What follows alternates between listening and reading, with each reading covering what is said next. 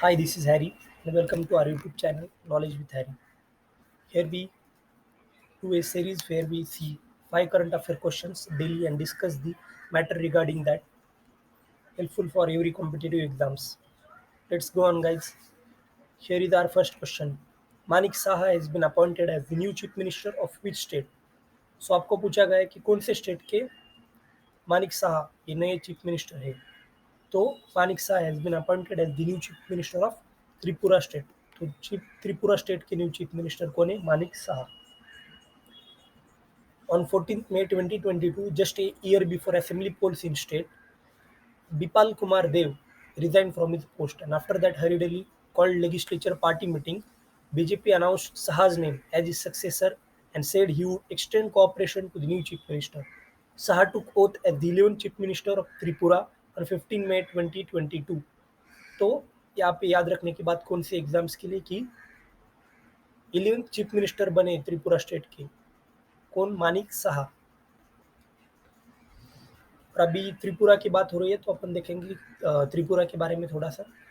तो देखो, त्रिपुरा स्टेट जो इंडिया का उसका कैपिटल अगरतला है, और त्रिपुरा स्टेट ये नॉर्थ ईस्टर्न इंडिया में आता है, और Tripura state is the third smallest state in the country.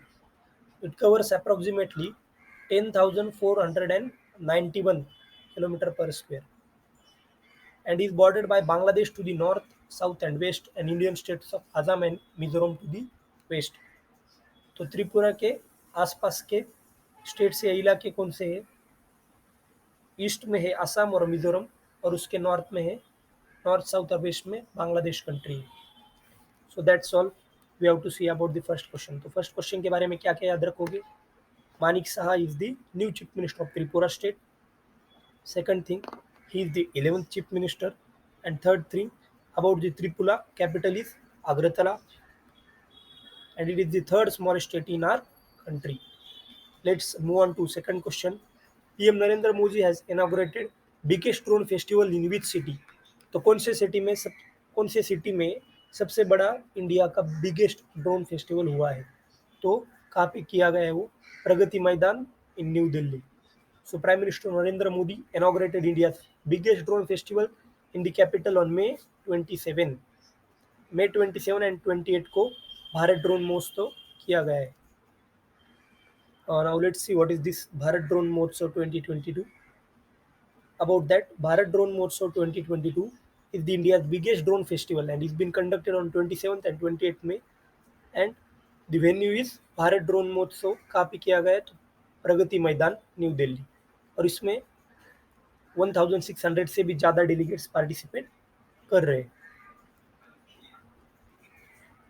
So that's all about the second question. So you guys came to know what is the venue जहाँ पे India का biggest drone festival किया गया है? तो प्रगति मैदान दिल्ली. तो दूसरी बात क्या याद रखोगे कि ये कब किया गया था? 27 एंड 28 में 2022. Now let's move on to our third question, that is, under which article of Constitution the Supreme Court ordered the release of Rajiv Gandhi assassination case convict AG Perivallan? So under Article 142 he was released, and it stated that, what is this Article 142? So Article 142 is, it stated that any decree or order passed by Supreme Court to do complete justice was enforceable throughout the territory of India. And the draft article was accepted without debate and adopted by the Assembly on 27th May 1949.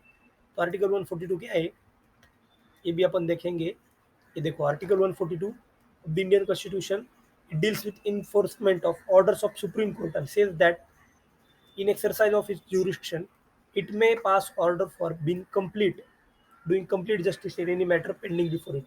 तो supreme court के सामने जो भी order pending है या जो भी complete justice के लिए मैटर पेंडिंग है, तो उसमें सुप्रीम कोर्ट अपनी पूरी अथॉरिटी लगा सकती है. और ये जो केस हुआ था राजीव गांधी की असैसिनेशन के टाइम, तो ये पूरा 30 लॉन्ग ईयर्स का चार्ट अपन देख सकते हैं यहाँ पे. जून 11 1991 में सीबीआई ने एक 19 ईयर ओल्ड पेरिवल्लन को अरेस्ट किया था. उसके बाद जनवरी 28 1998 में टाडा कोर्ट ने उसको 26 साल की सजा दी थी. उसके बाद अगस्त 26 2011 में execution of Sanatan Murugan and Perivallan fixed for सितंबर 9 2011। और यही सब चलने के बाद फाइनली May 18, 2022, डेट याद रखो गाइस, May 18, 2022 को सुप्रीम कोर्ट ने invokes its extraordinary powers to release Perivallan. तो आर्टिकल 142 के अंदर क्या आता है कि यहाँ पर सुप्रीम कोर्ट को फुल अथॉरिटी होती है कि उसके सामने जो भी पेंडिंग मैटर है उसको फुल जस्टिस देने के लिए वो इम्प्लाई कर सकती है। तो क्वेश्चन 4 देखते हैं अभी अगला क्वेश्चन, विच इंस्टीट्यूशन है अनाउंस्ड टू सेट अप युवा टूरिज्म क्लब्स। तो युवा टूरिज्म क्लब्स कहाँ पे सेटअप किए गए हैं, विच इंस्टीट्यूशन, तो CBSE, the union ministry of tourism has started an initiative called युवा tourism clubs and CBSE will encourage affiliated schools to implement the same on their campus। और इसका पर्पज क्या है वो देखते हैं अभी। Purpose of starting tourism clubs is to nurture and develop young ambassadors of Indian tourism who would become aware of tourism possibilities in India, appreciate our rich culture heritage and develop an interest and passion for tourism। तो tourism के लिए passion और interest होना चाहिए अभी अपनी younger generation में, और इसको प्रमोट करने के लिए एम्बेसडर्स चाहिए होंगे।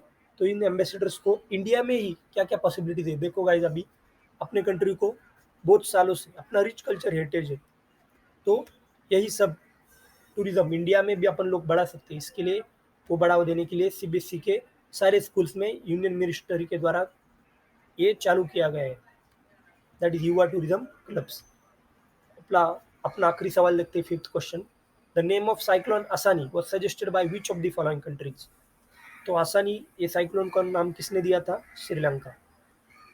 और अपन ये इमेज में देख सकते हैं, देखो यहाँ पे इंडिया है और ये श्रीलंका, तो इंडिया और श्रीलंका के बाजू में यहाँ पे अपना ये जो सी है उसमें ये साइक्लोन स्टार्ट हुआ था। थोड़ा साइक्लोन के बारे में देख लेते हैं। दिस ईयर साइक्लोन आसानी is the first cyclonic storm of this season. वो साइक्लोनिक स्टॉर्म है और श्रीलंका हैज नेम्ड इट। और आसानी का मतलब क्या है, व्रत। The storms are termed after the multiple nations that are devastated by them each year. That's why in year 2022 a list of 169 names was issued. And there were 13 names submitted from 13 different nations. As it was Sri Lanka's turn, this time the name Asani was chosen. Thailand will be the next to choose the storm's name, and depending upon the impact that has done to the countries. And India's future names include Gurni, Robo, Jar, and Murasu. So ये cyclone आसानी नाम किसने दिया है, श्रीलंका ने, क्योंकि इस बार उनका टर्न था। ये सब आपको याद रखने का है। That's all. Please like, share and subscribe our channel, comments on the topic and the videos you want. Thank you.